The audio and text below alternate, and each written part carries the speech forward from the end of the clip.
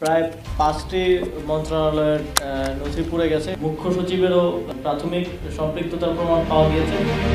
বুধবার গভীর রাতে সচিবালয়ে ভয়াবহ অগ্নিকাণ্ডের ঘটনা ঘটে, যা ছড়িয়ে পড়ে এক মাথা থেকে আরেক মাথায়।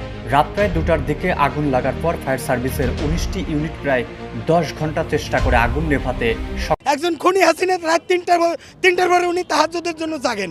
তো জাগার পরে কি তাহাজ্জুদ পড়েন এই জাতি জানে উনি কোন ধরনের তাহাজ্জুদ পড়েন। আগুনটা কি ওই আল্লাহর ফেরেশতারা এসে ধরাইছে নাকি জিনে? তো প্রথম দায়ী হলো অথর্ব একটা উপদেষ্টা। আপনি আবার মাইক ঘুরাই নিয়েন না, এই উপদেষ্টার যোগ্যতা নাই স্বরাষ্ট্রমন্ত্রী হওয়া। আসসালামু আলাইকুম প্রিয় দর্শক, দেশ এবং দেশের বাহির থেকে যারা এই মুহূর্তে ভিডিওটি দেখছেন আপনাদের সকলকে অসংখ্য ধন্যবাদ। সম্মানিত দর্শক, আজকের ভিডিওটি খুবই গুরুত্বপূর্ণ হতে যাচ্ছে, তাই আমি অনুরোধ করব না টেনে সম্পূর্ণ ভিডিওটি দেখবেন। প্রিয় দর্শক, বাংলাদেশ যেখান থেকে পরিচালিত হয়, যেটাকে বাংলাদেশের হার্ট বলা হয়, সেই সচিবালয় পুড়িয়ে দিয়েছে কিছু দুর্বৃত্তরা। আর সেখানে কিছু সচিব আমলাদের ষড়যন্ত্রের আভাস পাওয়া গেছে, আর এমনটাই বলছেন আমাদের উপদেষ্টা আসিফ মাহমুদ। তাহলে অবশেষে ধরা পড়ছে কে আগুন লাগিয়েছে সেই সচিবালয়ে। প্রিয় দর্শক, এ সম্পর্কে আমরা বিস্তারিত জানব বাকি ভিডিওতে। আসুন এ সম্পর্কে বিস্তারিত দেখে আসি বাকি রিপোর্টে। প্রায় 5টি মন্ত্রণালয়ের নথি পুড়ে গেছে। মুখ্য সচিবেরও প্রাথমিক সম্পৃক্ততার প্রমাণ পাওয়া গিয়েছে। বুধবার গভীর রাতে সচিবালয়ে ভয়াবহ অগ্নিকাণ্ডের ঘটনা ঘটে, যা ছড়িয়ে পড়ে এক মাথা থেকে আরেক মাথায়। রাত প্রায় 2টার দিকে আগুন লাগার পর ফায়ার সার্ভিসের 19টি ইউনিট প্রায় 10 ঘন্টা চেষ্টা করে আগুন নেভাতে সক্ষম হয়। ততক্ষণে সচিবালয়ের বহুতল ভবনের অন্তত 4টি তলায় থাকা 5টির বেশি মন্ত্রণালয়ের গুরুত্বপূর্ণ নথি, চেয়ার টেবিল, এসি, কম্পিউটার ও অন্যান্য আসবাবপত্র পুড়ে গেছে। তবে কতটা পুড়েছে তা তদন্ত কমিটি কাজ গুছিয়ে আনার পরই সুস্পষ্ট হবে। এখন প্রশ্ন উঠেছে, কিভাবে ঘটল এই অগ্নিকাণ্ডের ঘটনা? এটা কি পরিকল্পিত কোনো ঘটনা? আগুন লাগা 7 নম্বর ভবনের 9ম তলার পুরোটা জুড়ে রয়েছে সড়ক পরিবহন ও মহাসড়ক বিভাগের দপ্তর। আগুনে এই দপ্তরের পূর্ব পশ্চিমমুখী করিডোর পুরোপুরিভাবে ভস্মীভূত হয়ে গেছে। ফায়ার সার্ভিসের কর্মীদের একটি ভিডিওতে দেখা যায় করিডোরের উত্তর ও দক্ষিণ পাশের রুমগুলোর কোনোটি পুরোপুরি, আবার কোনোটি আংশিক ভস্মীভূত হয়েছে।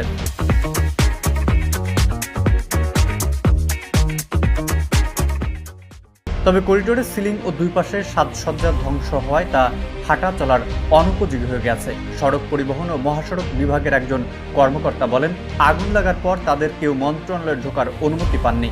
সেখানে এমন পরিস্থিতির সৃষ্টি হয়েছে যে যাওয়ারও অবস্থা ছিল না। এদিকে আগুন নিভে যাওয়ার পর বৃহস্পতিবার আর কাউকে এই ভবনে ঢুকতে দেওয়া হয়নি। তদন্ত কমিটির সদস্যদের পাশাপাশি উপদেষ্টাদের কয়েকজন অল্প কিছুটা ঘুরে দেখেছেন। ভবনের 8ম তলার পূর্ব অংশে রয়েছে সড়ক পরিবহন ও মহাসড়ক বিভাগের কয়েকটি দপ্তর। আরও রয়েছে অর্থ মন্ত্রণালয়, স্থানীয় সরকার, পল্লী উন্নয়ন ও সমবায় মন্ত্রণালয়ের দপ্তর। এই তলার পশ্চিম অংশ জুড়ে রয়েছে ডাক ও টেলিযোগাযোগ উপদেষ্টা নাহিদ ইসলামের দপ্তর। তার দপ্তর ও আশেপাশের রুমগুলোর ব্যাপক ক্ষয়ক্ষতি হয়েছে বলে জানিয়েছেন একজন কর্মকর্তা। অন্যদের মতো তিনিও বৃহস্পতিবার তার বিভাগে যেতে পারেননি। তবে সেখানকার ভিডিও থেকে দেখা অভিজ্ঞতার আলোকে এই কর্মকর্তা বলেন, উপদেষ্টার দপ্তর পুরোপুরিভাবে ভস্মীভূত হয়ে যাওয়ার কথা শুনেছেন। পাশের রুমগুলো পুড়ে গেছে। পুরো 7ম তলা জুড়ে রয়েছে স্থানীয় সরকার, পল্লী উন্নয়ন ও সমবায় মন্ত্রণালয়, যেটির উপদেষ্টা বৈষম্য বিরোধী ছাত্র আন্দোলনের নেতা আসিফ মাহমুদ সজীব ভুইয়া। আগুনে এই মন্ত্রণালয় ও দপ্তরের অধিকাংশ জিনিসপত্র পুড়ে গেছে বলে উপদেষ্টা নিজেই বলেছেন। 6ষ্ঠ তলায় শ্রম ও কর্মসংস্থান মন্ত্রণালয় এবং যুব ক্রীড়া মন্ত্রণালয়ের দপ্তর রয়েছে। যুব ক্রীড়া মন্ত্রণালয়ের দায়িত্বেও রয়েছেন আসিফ মাহমুদ। অগ্নিকাণ্ডে ঘটনা নিয়ে সাংবাদিকদের সাথে কথা বলেছেন উপদেষ্টারা। কয়টা মন্ত্রণালয়ের নথি পুড়েছে এবং পুড়ে যাওয়া নথিপত্র পুনরুদ্ধার করা সম্ভব হবে কিনা জানতে চাইলে স্থানীয় সরকার ও সমবায় এবং যুব ও ক্রীড়া উপদেষ্টা আসিফ মাহমুদ সজীব ভুঁইয়া বলেন, প্রায় 5টি মন্ত্রণালয়ের নথি পুড়ে গেছে। ডাক ও টেলিযোগাযোগ বিভাগ আংশিকভাবে ক্ষতিগ্রস্ত হয়েছে। শ্রম ও কর্মসংস্থান মন্ত্রণালয় ক্ষতিগ্রস্ত হয়েছে। যুব ক্রীড়া, স্থানীয় সরকার, পল্লী উন্নয়ন ও সমবায় মন্ত্রণালয়, সড়ক ও জনপথ বিভাগও ক্ষতিগ্রস্ত হয়েছে। এর মধ্যে যুব ও ক্রীড়া মন্ত্রণালয়ের নথি কার্যক্রম অনলাইনে থাকার কারণে আমরা উদ্ধার করতে পারবো। স্থানীয় সরকার, পল্লী উন্নয়ন ও সমবায় মন্ত্রণালয়ের কার্যক্রম পুরোটাই অ্যানালগ পদ্ধতিতে ফাইল করার তথ্য দিয়ে তিনি বলেন, তাই যে শাখাগুলোর নথিগুলো পুড়ে গেছে সেগুলো কতটা রিকভার করা যাবে তা নিরূপণ করার জন্য মন্ত্রণালয়ের পর্যায়ে একটি কমিটি করা হয়েছে। সেই কমিটি কাজ করে প্রতিবেদন দিলে আমরা বুঝতে পারবো কি পরিমাণ ক্ষয়ক্ষতি হয়েছে, কোনটা ফিরে পাওয়া সম্ভব আর কোনটা সম্ভব নয়। একজন খুনি হাসিনা রাত তিনটার পরে উনি তাহাজ্জুদের জন্য জাগেন।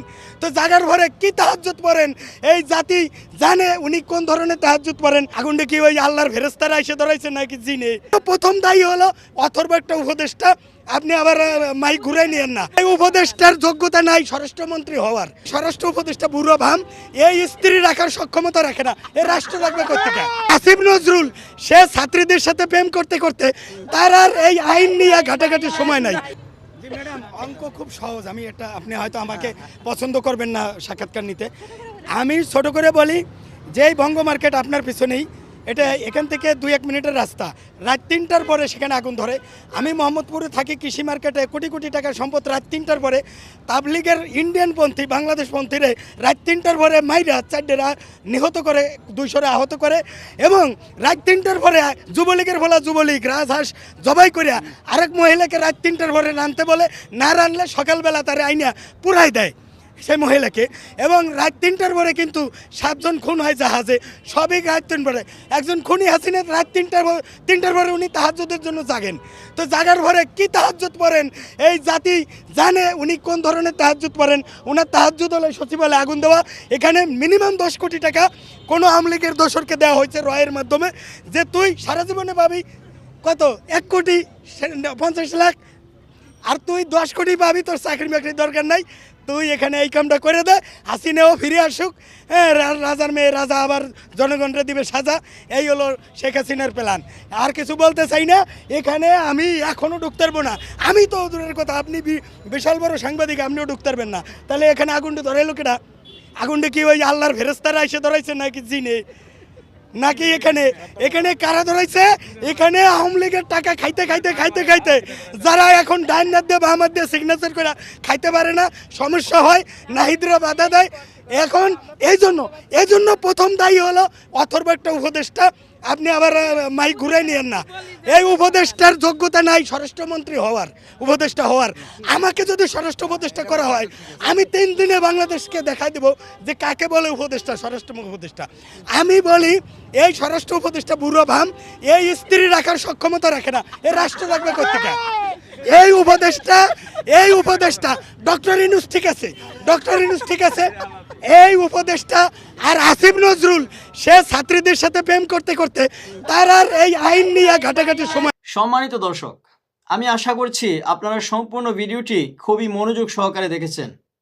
সম্পূর্ণ ভিডিওটি দেখার পর কমেন্টে আপনার মূল্যবান মতামত জানিয়ে দিতে ভুলবেন না। প্রিয় দর্শক, হাসিনা পালানোর পরে বাংলাদেশে একের পর এক ষড়যন্ত্র হচ্ছে, অর্থাৎ আবারও হাসিনাপন্থী আওয়ামী লীগকে ক্ষমতায় বসানোর জন্য ভারত এবং বাংলাদেশে শেখ হাসিনার কিছু লোক উঠে পড়ে লেগেছে, যার মধ্যে আমাদের কিছু সুশীল উপদেষ্টাগণ রয়েছেন, যেটা আমাদের ইলিয়াস ভাই তার প্রতিবেদনে অলরেডি উনি প্রকাশ করেছেন। তো বাংলাদেশ থেকে যতক্ষণ পর্যন্ত এই সমস্ত সুশীল উপদেষ্টাদের পদত্যাগ করানো না হবে, যতক্ষণ পর্যন্ত সচিবালয় থেকে, বিচার বিভাগ থেকে, পুলিশ থেকে, সেনা বাহিনী থেকে, সমস্ত জায়গা থেকে আওয়ামী লীগের যারা আওয়ামী লীগপন্থী যারা আছেন তাদেরকে হটানো না হবে, ততক্ষণ পর্যন্ত বাংলাদেশ শান্ত হবে না। এটাই শেষ কথা। প্রিয় দর্শক, এতক্ষণ আমাদের সাথে থাকার জন্য আপনাদেরকে অসংখ্য ধন্যবাদ। অবশ্যই কমেন্টে আপনার মূল্যবান মতামতগুলো আমাদেরকে জানাতে ভুলবেন না। আর যদি আমাদের চ্যানেলে নতুন হয়ে থাকেন, অবশ্যই চ্যানেলটি সাবস্ক্রাইব করে আমাদের পাশে থাকবেন।